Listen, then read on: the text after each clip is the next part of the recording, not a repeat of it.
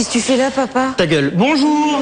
Dans le cadre de ma rubrique Fais tout toi-même, mais surtout fais des recettes originales, je voudrais vous proposer aujourd'hui la recette de la cassolette de podologue au moule. Miam! Ah non, Burke. Non, miam, je plaisante, bien sûr. Bien, alors saisissez-vous d'un podologue d'âge complémentaire. Monsieur Magnana.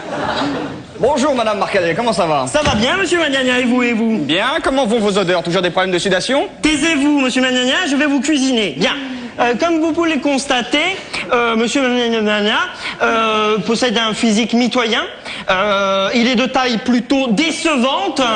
Et bien sûr, malgré sa virilité amoindrie, il possède en fait une chair fondante. C'est exactement ce qu'il faut! C'est exactement ce qu'il faut pour faire une jolie cassolette. Bien, par ici, je vous prie, ma chère Nana, nous allons vous cuisiner. Bien, alors, en cas que votre... Non, mais ça va pas. Bien, comme ceci. Alors, en cas que vous n'ayez sous la main pas de podologue ou d'hôpital voisin, vous pouvez toujours cuisiner une mouche ou bien un comptable. Mais je vous conseille quand même le podologue qui possède un fumet imprenable. Bien, saisissez-vous à présent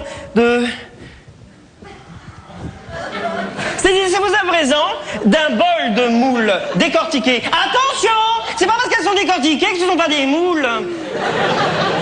Vous jetez le bol par terre et vous parsemez toutes les moules de manière équitable sur votre podologue. Attention, attention Minette, de manière équitable, chaque moule décortiquée. Qu'est-ce que c'est que ça? Qu'est-ce que c'est que ça?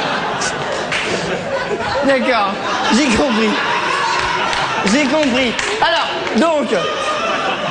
ensuite, n'oubliez pas de parsemer le tout d'olives vertes de couleur noire, comme ceci.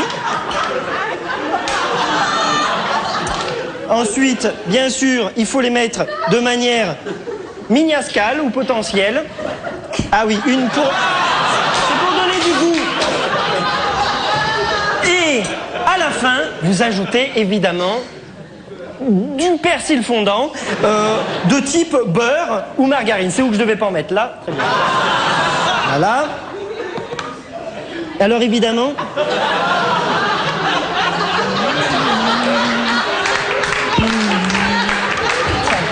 Alors donc...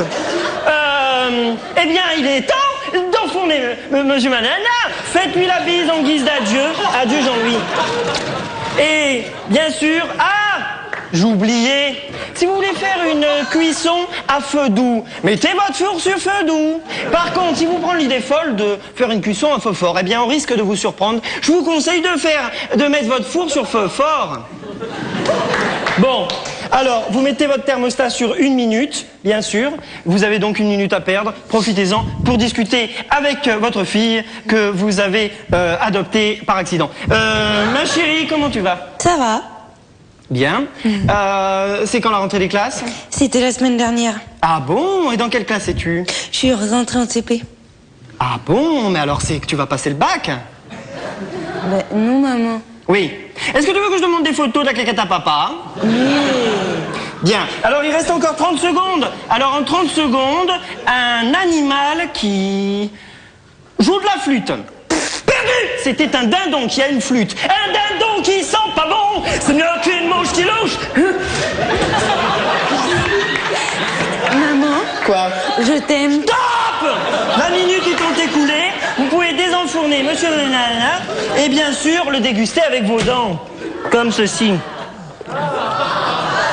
Oh, sans mentir, c'est délicieux. On dirait du riz au pipi. Bien. La semaine prochaine... Ah! Le dindon est cru! C'est bon, je peux y aller? J'ai une figuration dans le film Louis XIV à des croûtes.